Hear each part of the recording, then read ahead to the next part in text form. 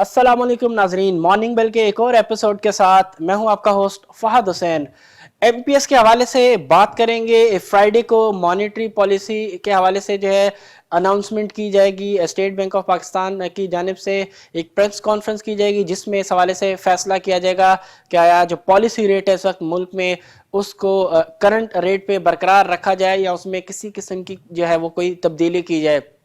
फिलहाल मार्केट जो एक्सपेक्टेशंस है वो यही है कि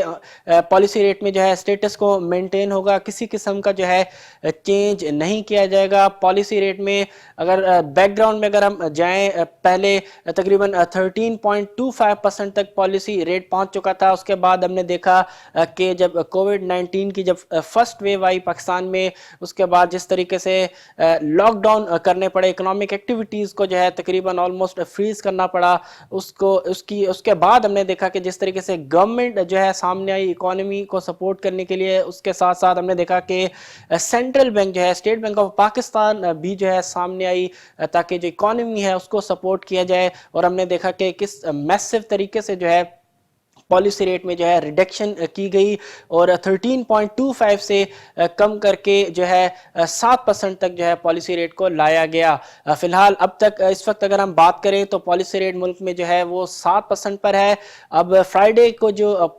इस हवाले से जो डिसीजन होगा मॉनेटरी पॉलिसी के हवाले से, तो अब देखते हैं कि आया उसमें किसी किस्म का कोई रद्दो बदल किया जाता है या नहीं। फिलहाल मार्केट की एक्सपेक्टेशन अगर हम आपसे शेयर करें तो वो यही है कि पॉलिसी रेट में किसी किस्म का कोई रद्दो बदल जो है वो नहीं किया जाएगा। रिसेंटली हमने टी बिल्स ऑक्शन में जो देखा जिसमें जो इन्वेस्टर्स का जो पार्टिसिपेशन हमें नजर आया वो मोस्टली 3 मंथ्स के टी बिल्स में नजर आया, जबकि 6 मंथ और 12 मंथ के जो टी बिल्स हैं उसमें इन्वेस्टर्स का इतना ज़्यादा पार्टिसिपेशन नहीं था। मोस्टली जितना भी जो है इन्वेस्टमेंट जितनी भी आई, जो पार्टिसिपेंट्स की इन्वेस्टमेंट आई गवर्नमेंट के जो पेपर्स हैं वो मोस्टली 3 मंथ के टी बिल्स में हमें नजर आई, जो कि बेसिकली इंडिकेट करता है कि जो मार्केट पार्टिसिपेंट्स हैं वो एक्सपेक्ट कर रहे हैं कि जो पॉलिसी रेट है, जो इंटरेस्ट रेट्स है वो शॉर्ट टर्म में मूव हो सकते हैं। तकरीबन 3 to 6 मंथ के अंदर जो है इंटरेस्ट रेट मुल्क में बढ़ सकते हैं। अब फिलहाल इन्फ्लेशन की अगर हम बात करें तो गुज़श्ता कुछ महीनों से हम देख रहे हैं कि ओवरऑल जो इन्फ्लेशन है मुल्क का उसमें जो है डाउनवर्ड ट्रेंड हमें नज़र आ रहा है। बीच में हमने देखा कि किस तरीके से इन्फ्लेशन जो है वो बढ़ता हुआ नज़र आया था। उसके बाद हमने देखा कि गवर्नमेंट की तरफ से कुछ स्टेप्स लिए गए, जिसके बाद हमने देखा कि कमोडिटी की जो प्राइसेस हैं उनमें जो प्रेशर है काफ़ी हद तक ईज डाउन हुआ, जिसकी वजह से ओवरऑल हमने देखा कि जो इन्फ्लेशन है, इन्फ्लेशन के जो नंबर्स हैं पाकिस्तान ब्यूरो ऑफ स्टेटिस्टिक्स के मुताबिक वो हमें नीचे आते हुए नज़र आए। तो फिलहाल ओवरऑल अगर हम इस तनाजुर में देखें तो बज़ाहिर स्टेट बैंक जो है कंफर्टेबल पोजीशन में है कि पॉलिसी रेट को मज़ीद कुछ महीनों तक के लिए जो है अनचेंज रखे, करंट लेवल्स पे रखे, ताकि जो इकोनॉमिक एक्टिविटीज़ में हमने रीबाउंड देखा है उसमें जो है फर्दर कंटिन्यूएशन नज़र आए और एक मुल्क जो है सस्टेनेबल इकोनॉमिक ग्रोथ की तरफ जा सके। फ़िलहाल डेफिनेटली ज़्यादा सूट करता है कि मुल्क में पॉलिसी रेट जो है वो इन्हीं लेवल्स पे हो, ताकि जो इकोनॉमिक एक्टिविटीज़ बेहतर तरीके से अब जो है हमने देखा कि रीबाउंड हुई है, ज़बरदस्त एक्टिविटीज़ हमें नज़र आ रही है, कंज्यूमर स्पेंडिंग में हमें बूस्ट नज़र आ रहा है। इसके अलावा कंस्ट्रक्शन एक्टिविटीज़ और दीगर सेक्टर्स के जो रिज़ल्ट हैं वो बहुत ज़्यादा बेहतर आ रहे हैं। तो बज़ाहिर नज़र आता है कि जो गवर्नमेंट की जो एफर्ट्स हैं और उसके साथ जो स्टेट बैंक की एफर्ट्स रही हैं इकोनॉमी को सपोर्ट करने के लिए, वो फिलहाल नज़र आ रहा है कि वो सूदमंद साबित हो रही हैं। तो बज़ाहिर इन्फ्लेशन के नंबर्स और ओवरऑल इकोनॉमिक सिनेरियो अगर हम देखें तो फिलहाल बज़ाहिर लगता है कि जो स्टेट बैंक है वो पॉलिसी रेट को मज़ीद कुछ अर्सा जो है करंट लेवल्स पर रख सकता है। देखते हैं कि फ्राइडे को जब इस हवाले से फैसला होगा तो क्या डिसीजन आता है। इसके अलावा जो आउटलुक आएगा, स्टेट बैंक जो आउटलुक शेयर करेगा महंगाई के हवाले से, इकोनॉमी की परफॉर्मेंस के हवाले से, तो उससे भी एक आइडिया हो जाएगा कि गोइंग फॉरवर्ड पॉलिसी रेट जो है वो किस तरफ जाते हुए नज़र आ रहे हैं। अगली खबर की तरफ अगर हम चलें तो ईसीसी की आज मीटिंग होने वाली है जिसमें तकरीबन 14 पॉइंट्स के ऊपर जो है बातचीत की जाएगी। 14 पॉइंट एजेंडा होगा आज की ईसीसी की मीटिंग का, जिसमें डिफरेंट जो इश्यूज़ हैं उनके ऊपर बात की जाएगी। अगर हम बात करें फाइनेंशियल चैलेंजेस जो पेश हैं, रोजवेल्ट होटल को तकरीबन 38 मिलियन यूएस डॉलर्स तक की जो है ग्रांट मांगी जा सकती है। अब देखते हैं कि इस हवाले से क्या डिसीजन होता है। इसके अलावा और कुछ ऐसे इश्यूज़ हैं जिनके ऊपर जो है ईसीसी के आज के इजलास में बातचीत की जाएगी। एनएचए नेशनल हाईवे अथॉरिटी के जो कुछ डेट्स हैं उनको जो है गवर्नमेंट ग्रांट के तौर पर जो है तब्दील किया जा सकता है, और कुछ ऐसे पॉइंट्स हैं जिसके ऊपर जो है ईसीसी आज तफसीली तबादला ख्याल करेगा, देन उसके बाद कोई डिसीजन आएगा। इसी में इन्हीं पॉइंट्स में जो है टेक्सटाइल पॉलिसी भी शामिल है। फ़िलहाल अभी तक उसके हवाले से भी किसी किस्म का अप्रूवल जो है सामने नहीं आया। ऑलरेडी हम कई दफ़ा आपके साथ डिस्कस कर चुके हैं कि जो है कई मल्टीपल जो मीटिंग्स हुई हैं उसमें ईसीसी ने इसके ऊपर जो है तबादला ख्याल किया है। फिर कुछ एफबीआर के कंसर्न से टेक्सटाइल पॉलिसी को लेके तो उन्होंने भी टाइम कुछ मांगा था कि उसके ऊपर सोच विचार करने के बाद जो है अपनी राय दी जाएगी गवर्नमेंट को इस टेक्सटाइल पॉलिसी के हवाले से। तो फिलहाल अब देखते हैं कि कितना और ज़्यादा टाइम लगता है इस पॉलिसी को अप्रूव होने में। तो आज इससे आइडिया हो जाएगा, आज का जो ईसीसी का इजलास होगा उसमें काफ़ी हद तक जो एक अनसर्टेनिटी है इन तमाम पहलुओं के ऊपर जो है वो हमें कम होते हुए नज़र आएगी और एक क्लियर पिक्चर आज हो सकता है हमारे सामने हो। अगली खबर की अगर हम बात करें तो स्टील मेकर्स और ऑटो इंडस्ट्री ने जो है कहा है कि जो टैक्सेस हैं उनको रैशनलाइज किया जाए। ओवरऑल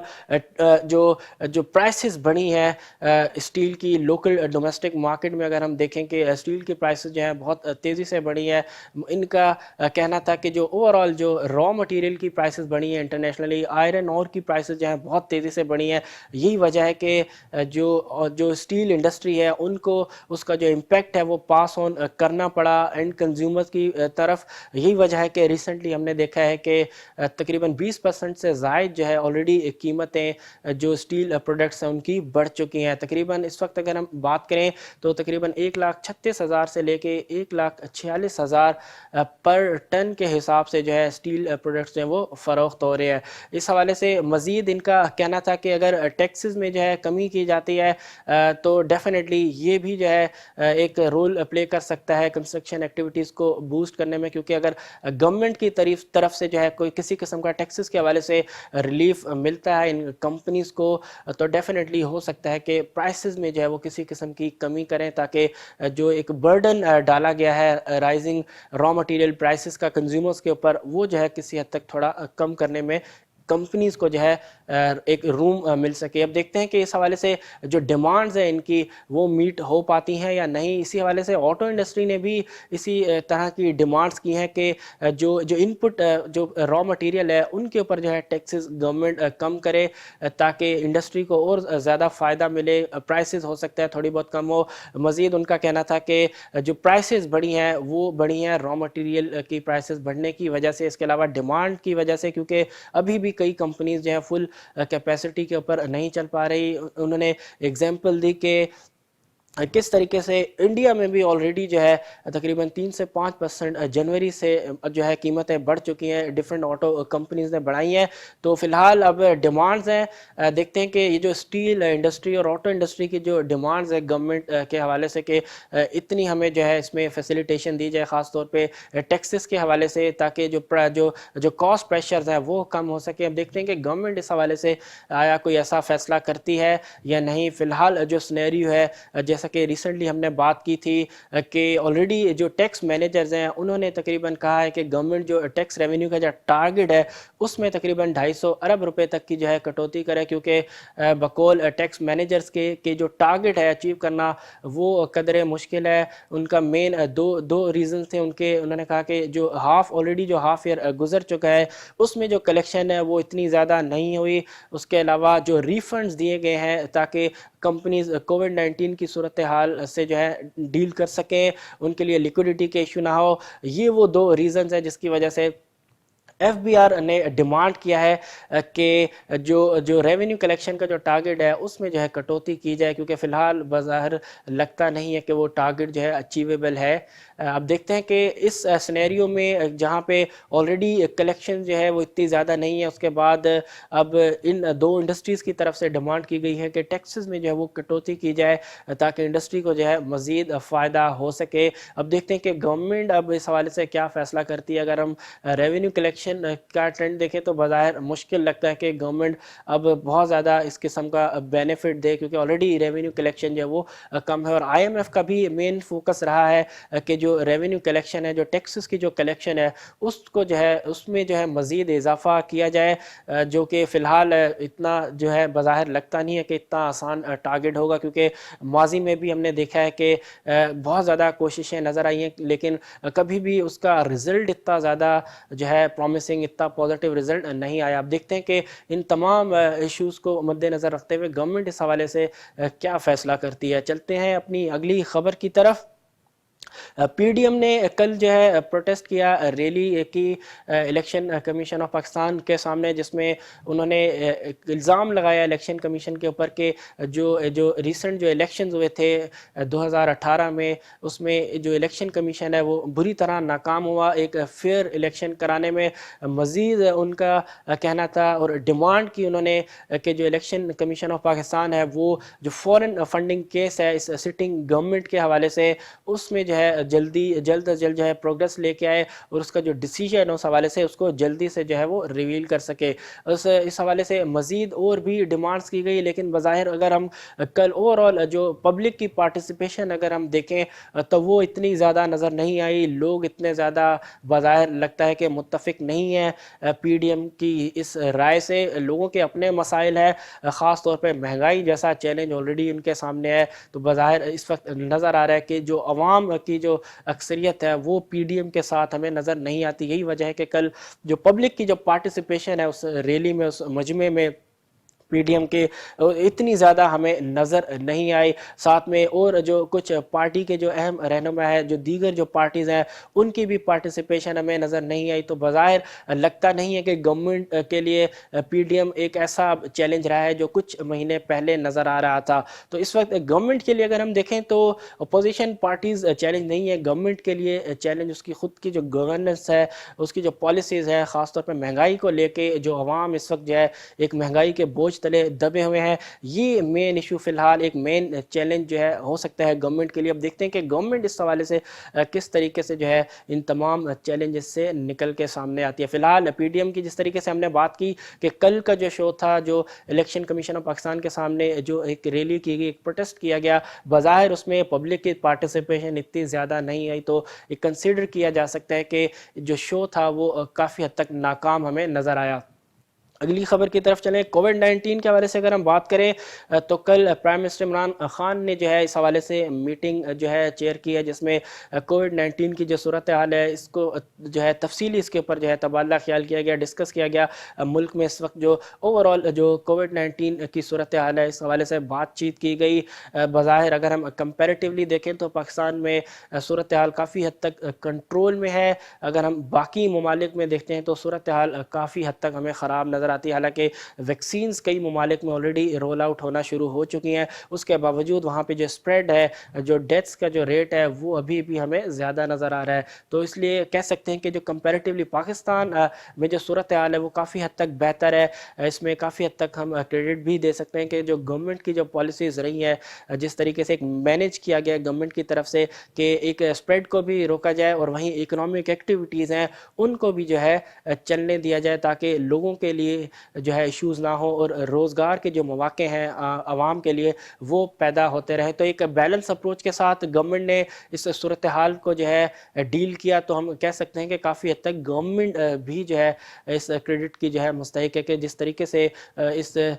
صورتحال سے جو ہے نمٹنے میں گورنمنٹ اب تک کامیاب ہوئی ہے۔ یہی وجہ ہے کہ اب تک